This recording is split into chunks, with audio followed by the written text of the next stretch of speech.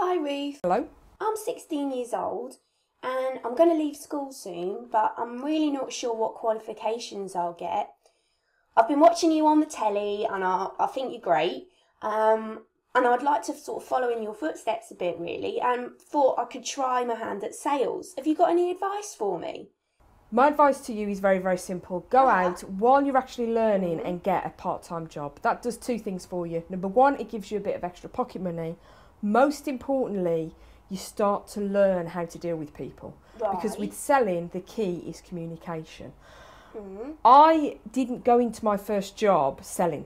Okay, I'd got a few jobs on, believe it or not, a fruit stand where I was standing there stocking the shelves. But eventually, and I actually saw this and I made a fortune from it, moved forward into the shop and started to sort of interact with people. That then helped me to get my first job. My first job was quite poor, but I was dealing with the public day in, day out. But every single job I've used is a stepping stone. And you literally go into a job, and as long as you work hard and learn everything there is to know about it, because to sell, you've got to have the ability to communicate.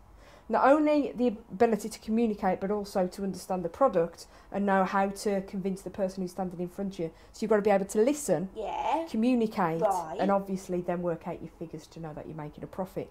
Selling is not difficult. You don't need a qualification to do it. What you actually need is common sense and great communication skills.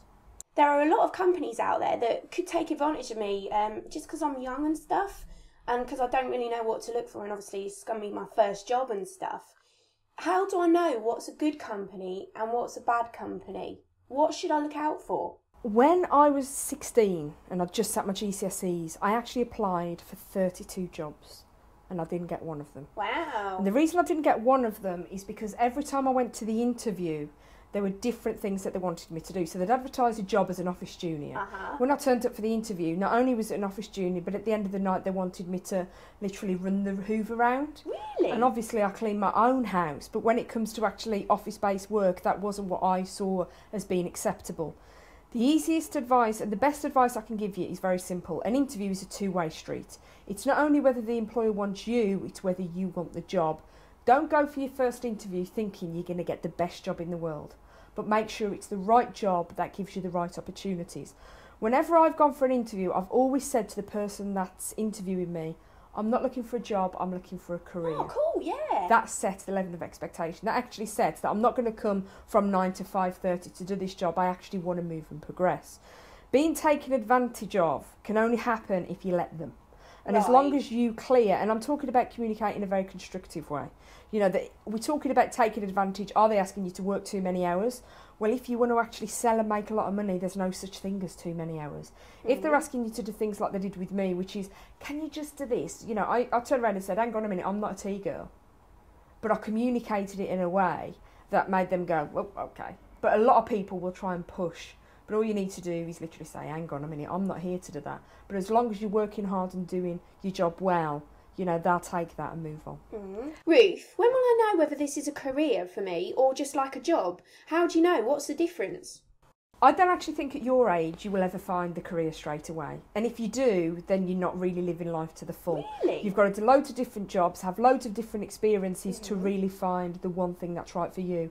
When I left school, I had no idea what I wanted to be or what I wanted to do. And if people say to me now, still, what are your plans for the next 5 years? It's simple. I knew what I wanted to become, which was wealthy and own my own business. But I knew that on the way to that ultimate goal, I'd got to do a few different things. I've worked in pubs, I've worked in shops, I've had cleaning jobs, they were all part-time while I was doing a full-time job. Oh, cool, so when people look and say, you know, I own 2 separate businesses, I'm financially secure, oh, that comes easy and you're 29 years old. You can see all the different routes that I've done to get there, but how do you know you don't like it unless you try it? Never be one of those people that say, but what if? Right. Because if you do it and you don't like it, you can not necessarily change, but you can actually go in a different way. I used 3 jobs to be stepping stones to get to a sales director's position at the age of 27. And then I have other people say, how did you do that? Well, it's simple, I worked hard. And I did do the jobs at the bottom of the chain to understand how fundamental they were when you get to the top.